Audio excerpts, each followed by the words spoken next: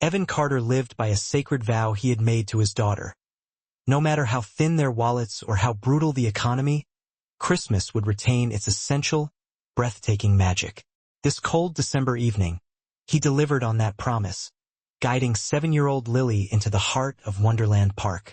This sprawling amusement complex on the outskirts of Portland had been meticulously transformed into a genuine winter fantasia. The ticket price had been steep, a painful subtraction representing a full, grueling day's pay hauling sheetrock and lumber. But the moment Lily gasped, watching the towering, glittering Christmas tree and the mesmerizing drift of manufactured snow, Evan knew the sacrifice was irrelevant. It was entirely worth it. He couldn't possibly foresee that this night, meant to be a simple celebration of holiday joy, was about to shatter his carefully constructed world. A small, instinctive gesture of decency was destined to crash headlong into a mother's most primal terror, opening a door to a reality he'd always believed belonged only to the wealthy elite. The park pulsed with a deafening, joyful energy. Thousands of families circulated along the heavily decorated paths, their excited shouts blending with the impossibly cheerful Christmas carols booming from unseen speakers. Evan tightly gripped Lily's small, mittened hand, navigating past thick queues for hot cocoa, the sharp, sweet scent of roasted chestnuts, and the blur of spinning teacups draped in twinkling icicle lights. They were headed toward the antique carousel. Its painted stallions promised pure enchantment, when Evan felt a sharp impact against his denim-clad leg. He instantly looked down. A little girl, perhaps 5 or 6, was clinging to his jeans with desperate strength. Her face was soaked, streaked with silent, wrenching tears, her breath coming in short, ragged, hyperventilating gasps. She wore a pristine, expensive-looking white coat trimmed with soft fur, a clear marker of privilege, yet one of her patent leather shoes had come undone, and a storm of dark curls framed her wide, panic-stricken eyes. Those enormous brown eyes stared up at Evan, reflecting absolute, unadulterated terror. "Hey! Hey!" Evan murmured, dropping immediately into a crouch. But the girl only cried harder, burying her face against his knee.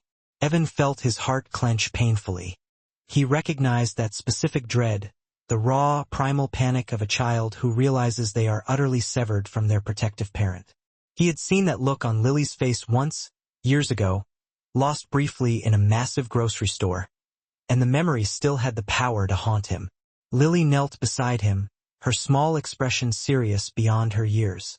"It's all right," she said softly to the frightened girl. "My daddy's really nice. He'll help you find your mommy." The girl lifted her head slightly, her sobs quieting to hiccuping tremors. She looked at Lily, at this other child who seemed so grounded and secure, and something deep in her small body relaxed just a fraction. "What's your name, sweetheart?" Evan asked gently. "Sophie," the girl managed, shuddering between breaths. "That's a beautiful name. I'm Evan, and this is my daughter, Lily. Can you tell me what your mommy looks like?" But Sophie's face crumpled again, overwhelmed. "I don't know where she went. There were so many people. And then she was gone and I couldn't find her. And I looked everywhere. And, okay. Evan said, his voice steady even as his mind began racing. He scanned the overwhelming density of the crowd, looking for anyone who appeared to be searching frantically. The sea of faces was vast and confusing. Families, couples, teenagers, all moving erratically beneath the constant, artificial snowfall. Locating one specific person in this chaos would be nearly impossible. "Let's go to the security station," he decided. "They'll be able to help us find your mom faster." He stood, and Sophie immediately reached for his hand. The gesture was automatic, trusting, and it created a profound, aching resonance deep in Evan's chest. He took her small fingers in his, noting how cold they were despite her clearly expensive outerwear. With Lily holding his other hand, he began navigating toward the main security office near the center of the park. The journey was slow and difficult. The crowd seemed to thicken with every step, bodies pressing in from all directions. Sophie whimpered each time someone jostled past them, her grip on Evan's hand tightening almost painfully. Without a second thought, the way he had carried Lily through countless crowds when she was smaller. He lifted Sophie onto his hip. She instantly wrapped her arms around his neck and buried her face against his shoulder. "We're almost there," he told her softly. "You're being so brave, Sophie." The security station, a building deliberately disguised as a charming gingerbread house, complete with faux candy cane columns, was grueling. The cheerful exterior was a stark lie. Inside, the air was thick with barely controlled tension. A line of pale, frantic parents stretched outside the door, many holding up glowing phone screens displaying photos of missing children. Evan felt Sophie stiffen against his neck, absorbing the collective dread. Inside, two exhausted-looking security guards were fielding shouted questions from multiple directions. Radios crackled with urgent updates. A whiteboard on the wall listed descriptions of 6 different lost children, their last known locations marked with color-coded pins on a massive park map. "Sir, we are doing our absolute best," one guard was saying to a father who looked seconds away from tearing the station apart. "We have teams searching every section." Evan waited his turn, gently bouncing Sophie to maintain her fragile calm. When he finally reached the counter, a young woman with a Santa hat perched on her head looked up at him with weary eyes that had clearly witnessed too much panic that night. "Lost child?" she asked, already grabbing a standardized form. "Found, actually," Evan corrected, gently rubbing Sophie's back. "Her name is Sophie. Separated from her mother somewhere in the park, and she doesn't know exactly where she lost her." The guard's expression softened slightly. "Sophie, okay. Let me check our list." She scanned her computer screen, frowning slightly. "We don't have a missing child report yet for Sophie." "What did Mom look like, honey?" Sophie only buried her face deeper into Evan's shoulder, silent tears wetting his jacket. "She's pretty shaken up," Evan explained. "She hasn't been able to tell me much about her mother." The guard sighed, pinching the bridge of her nose. "Look, I have to be honest with you. We're completely overwhelmed tonight.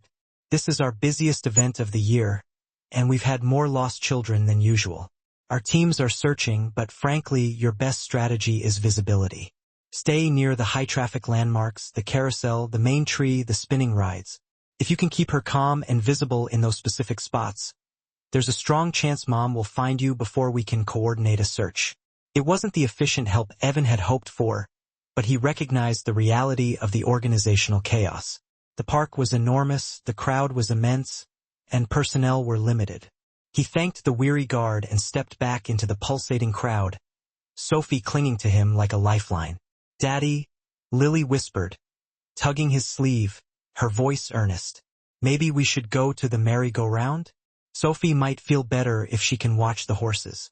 And maybe her mommy will come there looking for her." Evan looked down at his daughter's serious, compassionate face. A powerful wave of pride, almost physical in its intensity, washed over him. "That is a wonderful idea, sweetheart. Let's go." The antique merry-go-round was the park's undisputed focal point, its polished horses gleaming under thousands of tiny white lights. Brought over from Germany in the 1920s and meticulously restored, each horse was a masterpiece. Hand-painted with flowing ribbons, intricate flowers, and golden details that caught the light with every rotation. A dense crowd had gathered to watch, their faces illuminated by the carousel's gentle glow. Evan found a strategic location beneath a massive, identifiable candy cane arch, ensuring maximum visibility for any frantic parent scanning the area. He set Sophie gently on the ground but kept a reassuring hand on her small shoulder. "Your mommy might come here looking for you," he explained. "So we're going to stay right here where she can find us easily." "Okay." Sophie nodded, her tears finally subsiding into quiet observation. She watched the carousel spin, her small body slowly relaxing against Evan's leg as the gentle waltz music played. Lily stood beside her, instantly taking on the role of tour guide, pointing out the magnificent horses. The powerful black stallion with golden hooves, the gentle gray mare streaming with scarlet ribbons. Sophie, distracted by the beauty, began to ask quiet questions about the horses, her voice slowly gaining stability. After a few minutes, Evan lifted her high onto his shoulders, the familiar fatherly gesture instantly providing security. Sophie's small hands instinctively gripped his hair, and as she gazed out over the swirling lights and fake snow, her fear seemed momentarily forgotten. And somewhere, across the whirling chaos of the park, Alexandra Pierce was systematically losing control of her sanity. Alexandra had forged a billion-dollar empire through iron will and flawless composure. She had dismantled hostile takeovers without so much as a tremor, faced down boardrooms full of rivals who wanted to see her fail, and resurrected her company from ruin after her husband's death left her with catastrophic debt and an infant daughter. But all that power, all that wealth, all that carefully guarded composure meant precisely nothing now. Her daughter was gone. 30 seconds. That was the time it took, 30 seconds to take an urgent call from her assistant regarding a critical, last-minute change to tomorrow's high-profile charity gala. She looked back, and Sophie had been swallowed by the relentless crowd. Alexandra's entire, ordered world imploded into a single, piercing scream of pure terror. She searched relentlessly, pushing through laughing families, ignoring the angry glares, screaming Sophie's name until her throat was raw. Her security detail, 2 highly trained men usually keeping a discreet distance, were deployed, covering quadrants of the park, their earpieces crackling with failed updates. No sign of her. No sign of her. No sign of her. 20 minutes dragged into 30. Alexandra's legs were shaking uncontrollably, her designer heels an utterly useless liability on the icy pavement. She hadn't even registered tearing her expensive cashmere wrap on a fence post. Her perfectly constructed blonde hairstyle had come undone, strands whipping across her face as she ran. Every small, blonde child she glimpsed made her heart seize up, and with every confirmation that it wasn't Sophie, she experienced a microscopic, agonizing death. The dazzling Christmas lights, which moments ago had promised joy, were now a grotesque, mocking spectacle. She thought about every moment she'd been too busy to play, every bedtime story delegated, every promise broken because work always came first. If anything at all, had happened to Sophie, she knew she would never forgive herself. She would gladly liquidate her entire company, her fortune, her entire identity, just to hold her daughter safe in her arms again. When the frantic call finally came through her custom earpiece. "Ma'am, we may have found her. A child matching Sophie's description is near the merry-go-round." Alexandra was already running. She burst through the crowd like a woman possessed by protective fury. The carousel's cheerful, mechanical music sounded suddenly sick, a horrifying soundtrack to her fear. And then she saw them. A man, tall, broad-shouldered, wearing a simple, worn canvas jacket. He had Sophie seated high on his shoulders, her tiny hands gently gripping his hair. He was pointing up at something, the lights, maybe, or the artificial snow drifting down from hidden machines. Sophie was smiling. She was smiling while Alexandra had been dying of fear. And this absolute stranger had her daughter perched on his shoulders as if he had a natural right to her child. Something snapped inside Alexandra. Every predatory news story, every warning about crowded places, every maternal nightmare she had ever suffered slammed together into one blinding surge of instinctual rage and protectiveness. She didn't pause to think. She simply acted. "Get away from her!" Alexandra screamed, launching herself forward. She grabbed Sophie, yanking her off his shoulders with a force that made the little girl cry out in stunned surprise. "Don't you dare touch her. Don't you ever touch my daughter." The man stumbled backward, his hands instinctively rising in a gesture of surrender. He was speaking, his mouth moving, but Alexandra couldn't process the sound over the deafening roar in her ears, amplified by the blaring Christmas music. Sophie was crying now, genuinely sobbing. Alexandra clutched her fiercely, feeling the frantic hummingbird flutter of her daughter's heartbeat against her own chest. A crowd instantly formed, cell phones rising like judgmental beacons, security guards pushing their way in, voices overlapping in a chaotic mix of accusation and confusion. Alexandra's peripheral vision caught the sight of the man's daughter. A little girl about Sophie's age, her hair neatly braided, looking up with huge, frightened eyes. A cold, distant corner of Alexandra's brain registered that the scene looked fundamentally wrong. but the animalistic need to guard her child suffocated all logic. "Ma'am, please, calm down," a security guard urged. "Sir, can you explain this?" "I was helping her," the man, Evan said, his voice remarkably level, despite the swirling hysteria. "She was lost. We were waiting right here for her mother to find her." "Liar," Alexandra spat, tightening her grip on Sophie. "You had her on your shoulders. You were carrying her somewhere." "I was showing her the lights on the tree," he countered, his gaze firm. "She was scared, and I was trying to distract her while we waited for you." "Mommy, stop." Sophie's voice, high and desperate, cut through the noise, silencing Alexandra instantly. "Mommy, stop it. He helped me. He's nice. He and Lily helped me find you." Alexandra froze completely. She stared down at Sophie's tear-streaked face, noting how her daughter's free hand was instinctively reaching toward the stranger's little girl, even while she clung to Alexandra. "What?" Alexandra whispered.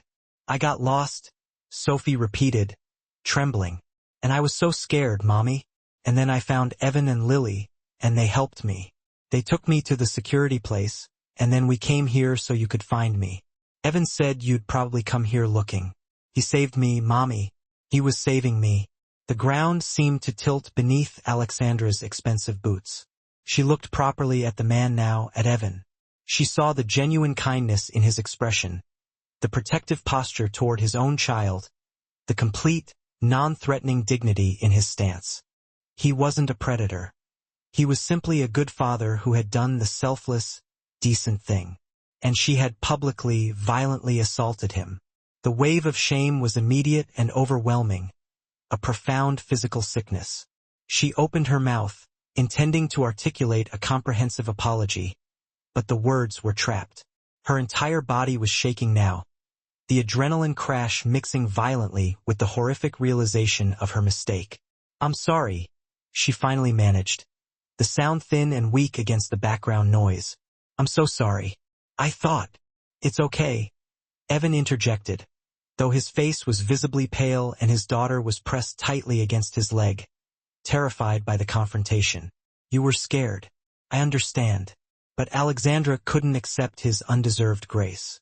Not yet. Not while the echoes of her accusations still rang in the air. Not while the curious, pointing phones remained.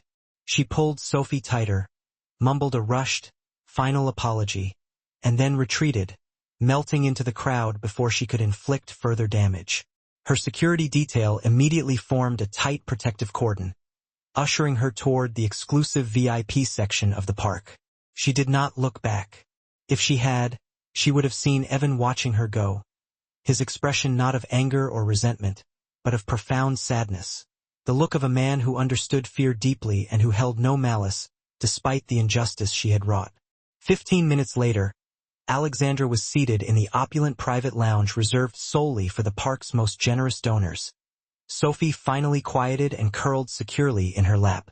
Her physical tremors had subsided, but the guilt intensified with every quiet moment. She obsessively replayed the scene. The violent grab, the vile accusations, the look of sheer terror in Lily's wide eyes as she watched Alexandra attack her father. She had to correct this. "Marcus," she commanded, addressing the head of her security team, "find him." Marcus hesitated, caution evident in his posture. "Ma'am, are you certain that is advisable? After what transpired out there? I publicly accused an innocent man of being a predator in front of hundreds of witnesses." Alexandra cut him off, her voice low and dangerously tight. "I need to apologize properly. Find him. Now."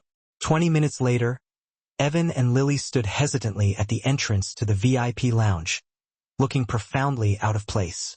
Evan had attempted a meager cleanup, brushing the fake snow from his jacket and smoothing his hair, but he couldn't hide the worn fabric of his work clothes or the exhaustion etched around his eyes.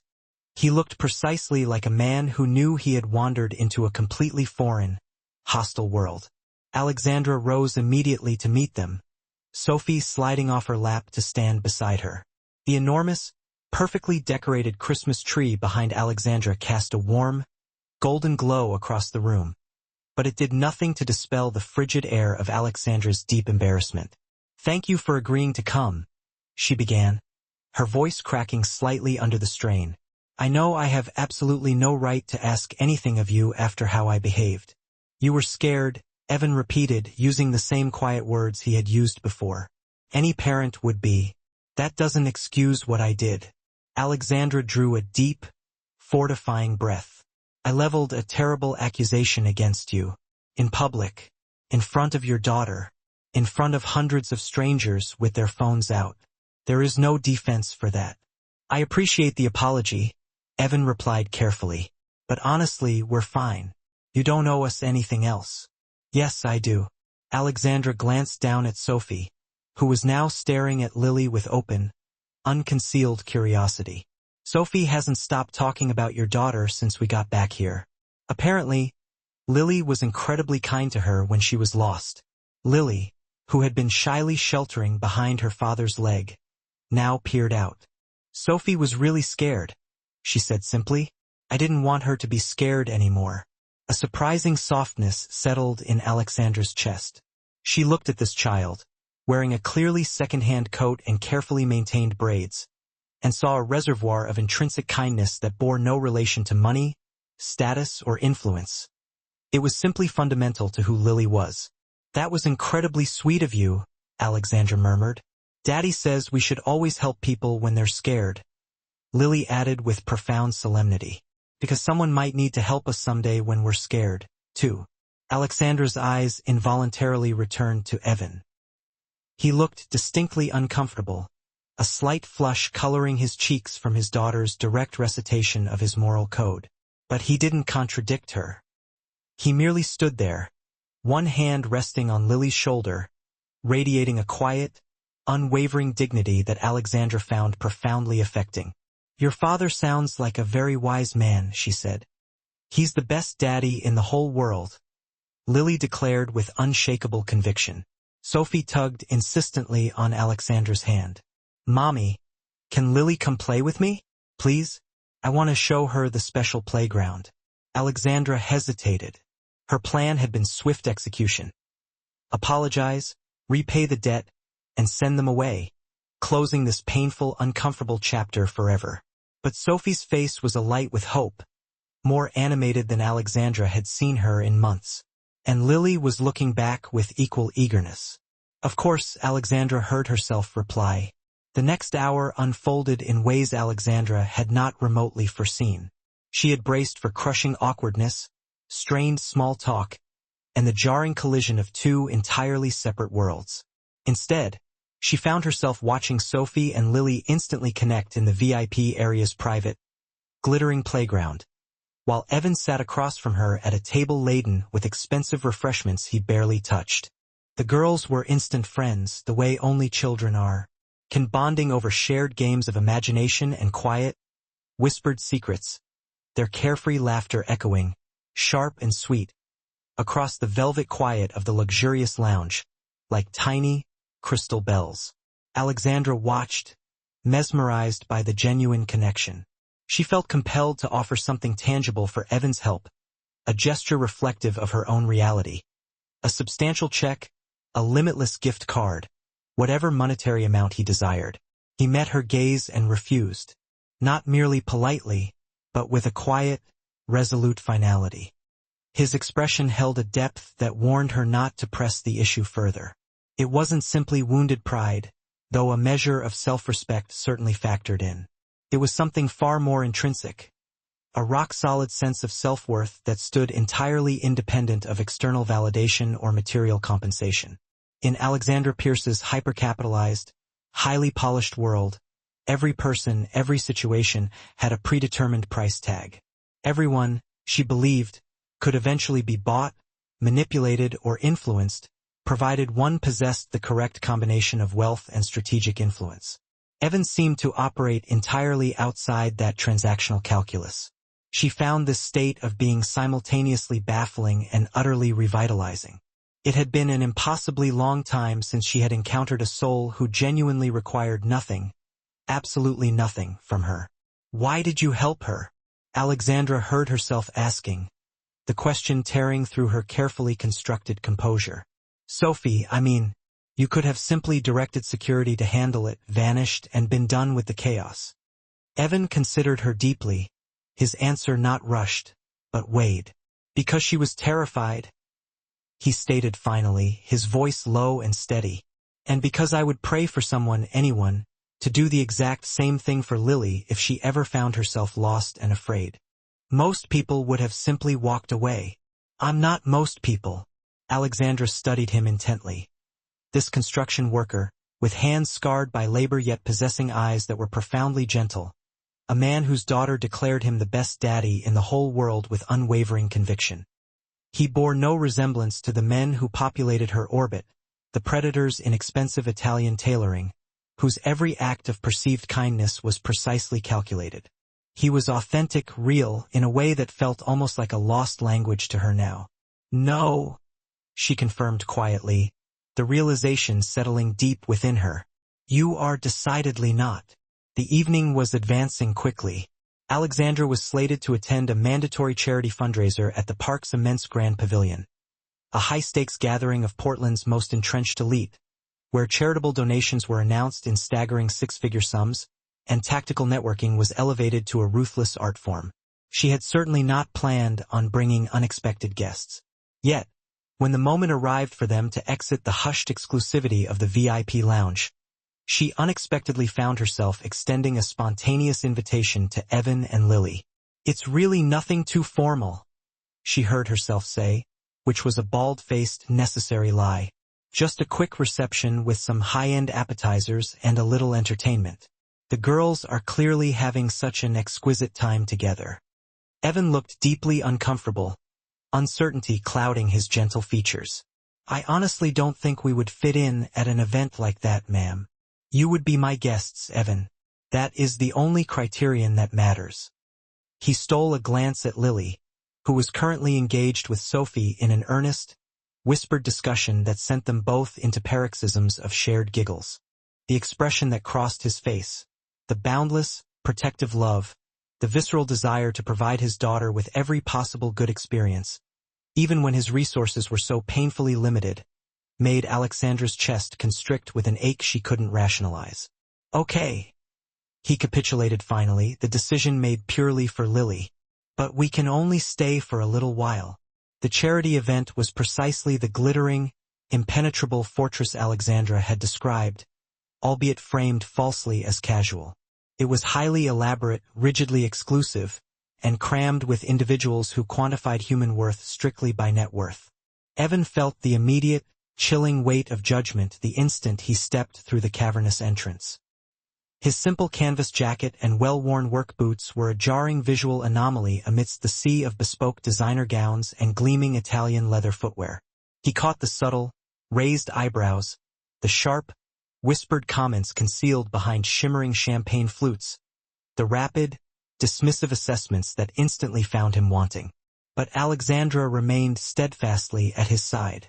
She wasn't hovering, nor was she making a grand spectacle of his presence. She was simply present. It was a quiet, powerful declaration.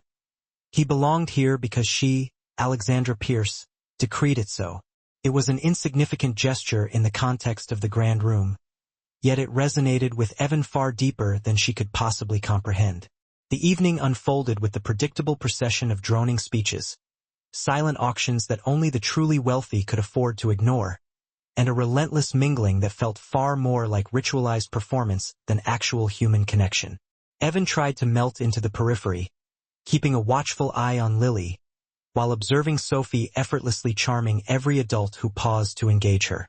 The child had clearly inherited her mother's powerful charisma. She navigated the dense crowd as if she inherently owned the space, which, in a figurative sense, she ultimately did. Then, the crowd suddenly surged, bodies pressing together as some fresh, glittering attraction seized everyone's scattered attention. Sophie was abruptly separated from the adults. A very large, distracted man backed up forcefully without glancing behind him, sending the smaller girl stumbling violently. She reached out instinctively, searching for anything to anchor herself, and found only empty, swirling air. Evan reacted with instantaneous, reflexive speed, bypassing conscious thought. One moment he was standing calmly beside a dramatic ice sculpture shaped like a majestic angel, and the very next he had materialized across the room, sweeping Sophie up and pulling her securely into his chest before she could complete her fall. She clung to him instantly, her tiny fingers digging into the rough fabric of his jacket as the oblivious crowd spun around them. "You're perfectly okay, little one," he reassured her, his voice a balm of calm, unwavering control. "I've got you now." Alexandra had witnessed the entire terrifying sequence. She had been trapped mid-conversation with a notoriously powerful tech CEO when she caught the rapid movement in her peripheral vision.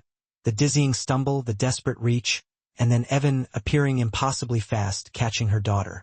The sheer velocity of his reaction, the quiet efficiency of his movements, and the immediate, total relaxation of Sophie in his protective arms. All of it screamed of instincts honed by years of devoted, watchful fatherhood. He was a man who grasped that protecting a child relied not on monetary power or brute strength, but on unwavering, dedicated attention and care. She quickly extricated herself from the meaningless conversation and hurried to Evan's side. Sophie was already breathlessly recounting the near disaster, her fear already dissolved by the thrill of the moment. "Thank you," Alexandra said to Evan, and this time, the simple phrase held far more weight than mere social etiquette. It was genuine awe. "Just looking out for her," he replied simply.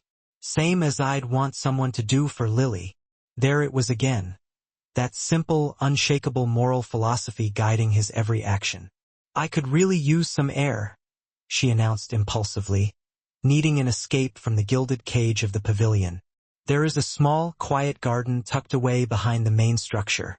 Would you consider joining me?" The garden was a genuine oasis of stillness amid the swirling, calculated chaos of the fundraiser. String lights, woven through the skeletal bare branches of winter trees, cast a soft, shimmering golden glow over everything. Alexandra led Evan toward a secluded stone bench positioned near a dormant fountain, which had been filled with twinkling luminarias instead of water. Sophie and Lily raced ahead, instantly engrossed in some chaotic game that involved chasing each other around the dormant flower beds and dissolving into joyous laughter every few seconds. "I never thanked you properly, Evan," Alexandra admitted, sinking onto the cold stone bench. "Not just for tonight's near miss, but for taking such careful care of Sophie that afternoon when she was truly lost." "You already thanked me. I also accused you of child kidnapping and threatened your immediate arrest," she countered dryly. "That is not quite the same thing." Evan managed a fleeting, almost smile. "Fair point." They watched their daughters play together in a shared, comfortable silence. Alexandra studied how Evan subtly tracked Lily's movements without appearing overly obvious. The innate patience in his posture, the etched lines around his eyes that spoke of both abundant laughter and persistent worry. "Can I ask something deeply personal?" she inquired softly. Lily's mother, a shadow, profound and fleeting, passed over Evan's features, extinguishing the small spark of warmth. "She passed away 3 years ago," he whispered. "Cancer. It was fast. I'm deeply sorry. It happened right around Christmas," he continued, pausing to watch Lily spin wildly in circles with Sophie. "That's why I push myself so hard to make the holidays intensely special now. I don't ever want Lily to only associate this time of year with losing her mom. I want her to build happy, indelible memories, too." Alexandra involuntarily thought of her own devastating loss, her husband Robert's sudden, shattering death. The immediate, terrifying pressure of having to rebuild their entire empire while simultaneously raising an infant who would never possess a single memory of her father. Sophie's father died when she was 6 months old. She heard herself disclosing, the words surprising even herself. A massive heart attack at 34. Completely, horrifically unexpected. I barely remember that first year. Running a company, raising a baby, just trying desperately not to completely fall apart. "You're still here," Evan said simply, "and that counts for more than you know." "I'm a successful businesswoman," she countered, a familiar insecurity creeping in. "I'm just not always convinced I'm a good mother." "You panicked when you thought Sophie was in serious danger. That's not a sign of bad parenting," he insisted gently. That's someone who lost control because she was overwhelmed by terror. That's someone who loves her daughter beyond measure. Evan paused, lifting his gaze to meet hers. My wife used to tell me, being broken doesn't mean you're weak, Evan. It just means you've successfully been through something unbearably hard. Alexandra looked at this total stranger, who seemed to possess more profound insight into her private heart than people she had known professionally for decades. The girls, breathless and utterly delighted, came hurtling back to the bench just then. The fragile, intimate moment was abruptly shattered, but something fundamental had shifted between Evan and Alexandra. A deep, interior door had opened, and neither of them yet knew how they might close it. Later, near the crowded coat check, Alexandra accidentally overheard a hushed conversation. An event organizer, clearly impressed by Evan's quiet competence, was approaching him about a construction contract with the foundation, large-scale projects involving affordable housing and new community centers. I truly appreciate the generous offer, sir, but I cannot take it, Evan stated clearly. We pay extremely well, Evan.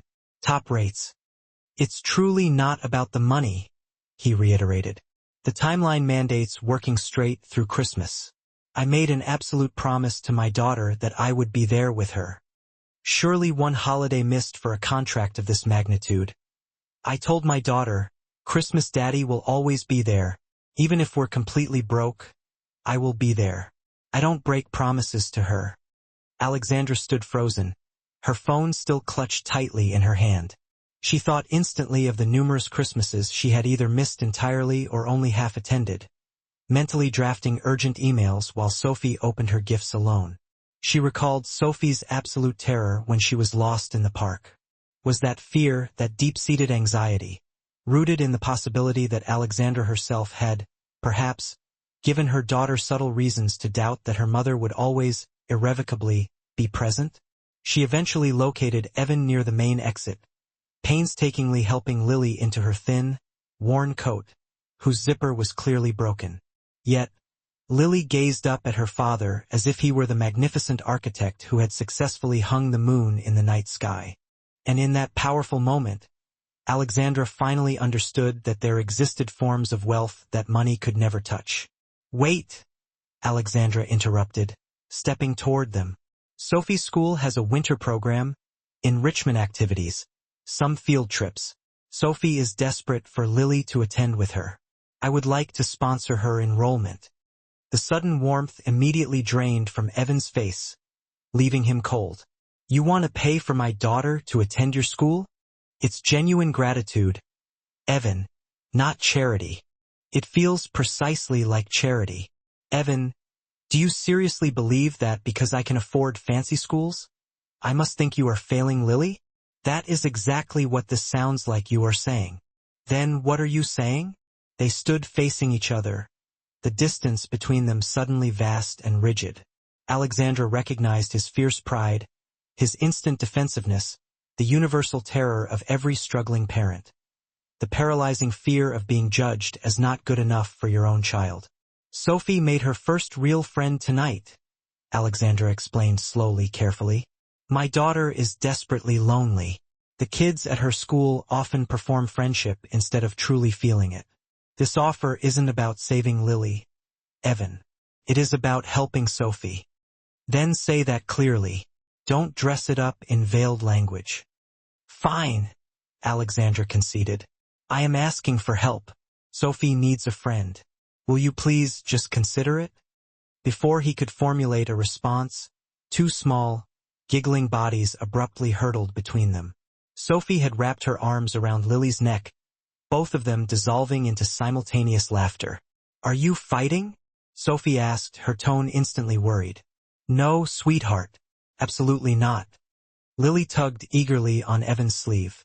Daddy, please, can I go to Sophie's school? She says they have horses. Evan looked first at his daughter's hopeful, expectant face, then at Sophie, watching with equal intensity. Two girls who had found each other instantly in a milling crowd of thousands and clearly had no intention of letting go. He let out a deep, defeated sigh. We'll talk about it, honey. To Alexandra, he gave a more direct, yet still non-committal answer. I'll think about it seriously. Not a definitive yes, but crucially not an outright refusal. The annual fireworks display commenced exactly at 10, great, spectacular blooms of emerald and ruby color exploding across the dark winter sky. Alexandra found Evan standing apart from the main throng, Lily now soundly asleep, nestled securely in his arms. She's completely worn out, he said quietly. Sophie is too. She's already safely tucked into the car. Alexandra moved to stand shoulder to shoulder with him.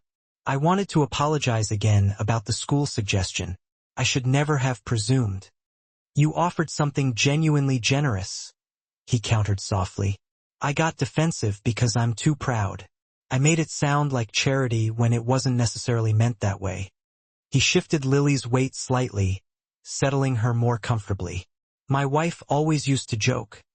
I'd rather deliberately drown than admit I need a lifeguard. A rocket burst above them, scattering into glittering, cascading golden sparks.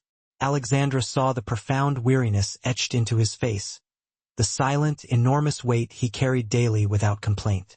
I wasn't lying about Sophie being lonely, she admitted, her voice barely audible over the next explosion. Tonight was the first time I've seen her genuinely play in months. All because of Lily. And Lily doesn't have many friends either. We move around frequently for work. So maybe this isn't charity in either direction. Maybe it truly is just two girls who desperately need each other. Maybe. The finale built, the explosions accelerating and intensifying. I don't want you thinking I'm trying to buy my way out of the guilt, Alexandra said, her confession urgent.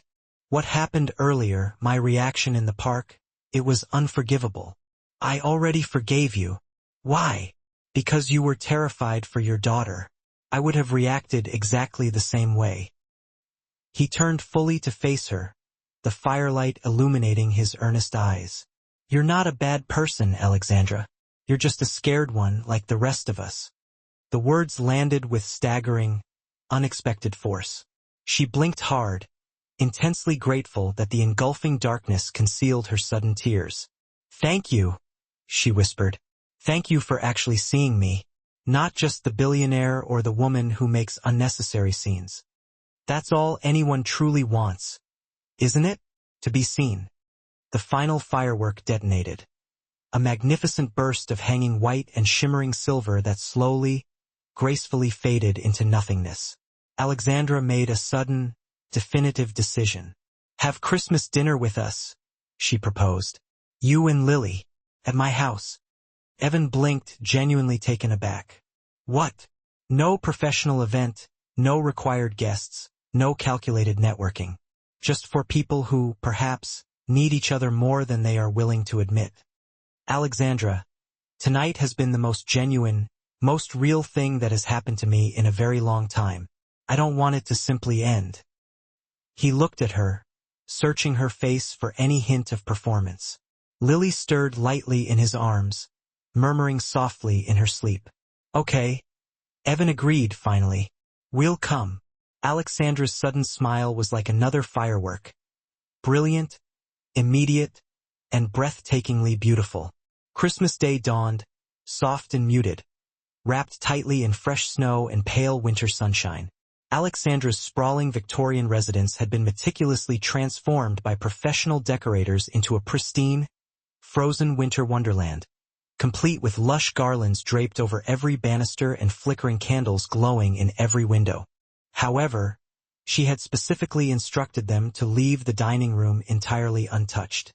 That single space she had decorated herself, spending the morning alongside Sophie, painstakingly cutting out awkward shapes from construction paper and negotiating fiercely over the placement of each piece. Paper snowflakes hung crookedly from the chandelier, no two even remotely the same size. A centerpiece of fragrant pine boughs and rich red berries sat noticeably off-center on the table, arranged lovingly by Sophie's enthusiastic but inexperienced hands. It was far from perfect by any professional, polished standard. It was, nevertheless, infinitely better. Evan and Lily arrived precisely at 4 o'clock, Lily clutching a vibrant, handmade card she had labored over all morning. The little girl had drawn a vivid picture of 4 people, some too big, some too small, holding hands firmly beneath a towering Christmas tree, with carefully printed letters across the top declaring, "Thank you for being our friends." She thrust it toward Sophie, who accepted it with squeals of utter delight and immediately dragged her upstairs to exhibit something crucially important. "They will be inseparable," Alexandra remarked, watching them retreat up the grand staircase. "For today, at least, maybe much longer." They cooked dinner together, genuinely together. Evan managed his grandmother's treasured stuffing recipe, while Alexandra courageously tackled the potatoes. They bumped elbows frequently, laughing freely at their shared kitchen incompetence, eventually producing something definitively edible, if decidedly non-gourmet. The girls finally descended wearing matching, shimmering tinsel crowns they had fashioned for one another, holding hands as if they had been the dearest of friends their entire lives. "This looks yummy," Sophie announced, surveying the sprawling feast. "You haven't even tasted it yet," Evan warned with a grin. "Doesn't matter," Sophie declared with conviction. "It looks like love." Alexandra caught Evan's eye across the decorated table. He smiled, completely unguarded and deeply warm, and something tightly held within her finally eased and loosened. After dinner, they migrated to the immense living room, where a fire crackled merrily in the hearth and the enormous tree sparkled with a million lights. Sophie presented Evan with a small, carefully wrapped box, doing so with great formal ceremony. "I made this because you saved me." Inside lay a simple bracelet woven from vibrant threads, with plastic beads spelling out the word H-E-R-O. It was simple and wonderfully imperfect. "I love it," Evan stated, truly meaning it. Lily handed Sophie a drawing. 2 girls holding hands beneath a curving rainbow. "That's us, best friends forever." Sophie clutched the artwork like priceless gold. Alexandra watched the exchange, then spoke quietly, drawing Evan's gaze. "I've been thinking about what you said, about keeping promises, about showing up no matter what. I haven't been good at that with Sophie. I get so caught up in being Alexandra Pierce, the CEO, that I forget to simply be Sophie's mom." "You are a good mother," Evan insisted. "I am a busy mother. Those 2 things are not always the same." She watched the firelight dance softly on Sophie's focused face. "I want to be better." "Then tell her," Evan advised. "And if you're scared, do it anyway." Such agonizingly simple advice. Such terrifyingly profound advice.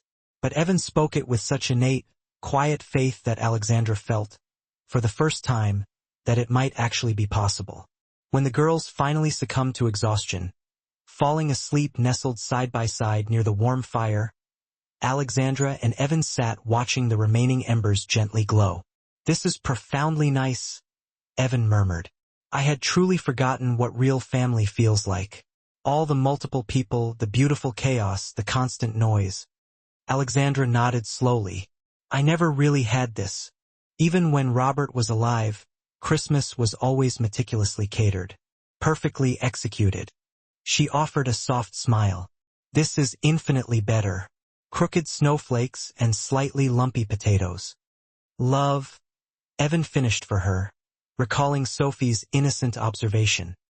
He turned slightly to face her directly, the firelight painting deep shadows across his rugged features. "What happens after tonight, Alexandra?" "I honestly don't know," she confessed. "But I would very much like to find out." "So would I."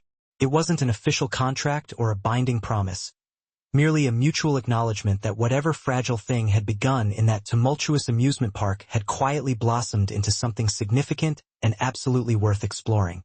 Alexandra instinctively reached for his hand. His fingers were rough, calloused, yet intensely warm despite the winter chill that seeped under the heavy window frames. They sat together as the fire slowly diminished to ash. 2 profoundly different people who had found each other through the most unlikely set of circumstances, watching their children sleep, feeling a tentative, long-absent sense of hope settle over them. Outside, the quiet snow began to fall again, muffling the sounds of the city.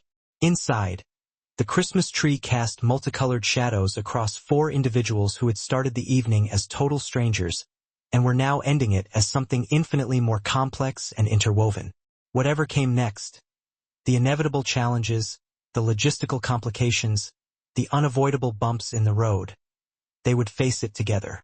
Because sometimes the very best gifts are never planned. Sometimes they find you precisely when you least expect them. A frightened, lost child in a massive, crowded park. A flash of chaos that threatened disaster, but instead ripped open a necessary door to something profoundly beautiful. And the sudden, exhilarating chance to discover that home is not a stationary place, but a shared feeling. That family can be constructed from the most unexpected pieces, assembled not by blood or calculated necessity, but by deliberate choice, by unselfish kindness, and by the simple, radical decision to truly help a stranger in need. Evan looked down at the sleeping girls, their small hands still intertwined, then at the remarkable woman seated beside him, the woman who had gone from accusing him of the worst possible crime to welcoming him into the sacred space of her home. He looked at the dying fire that had warmed them through an evening of unexpected, resonant connection, and he made a quiet, resolute promise to himself. Whatever this was, wherever this trajectory led, he would show up for it completely. The same way he showed up for Lily every single day. The same way he had shown up for Sophie in a crowded park on a crisp winter night that now felt undeniably like the true beginning of everything. And across the room, still holding tightly to her best friend's hand even in sleep, Lily smiled faintly at something wonderful in her dreams. She didn't possess the adult vocabulary to articulate the future, but she understood one crucial, important truth. That Christmas was about finding the people who made you feel safe, and holding on to them as tightly as you possibly could. Outside, the steady snow kept falling. Inside, for hearts beat together in a warmth filled with crooked snowflakes, slightly imperfect potatoes, and the unmistakable, abiding presence of love.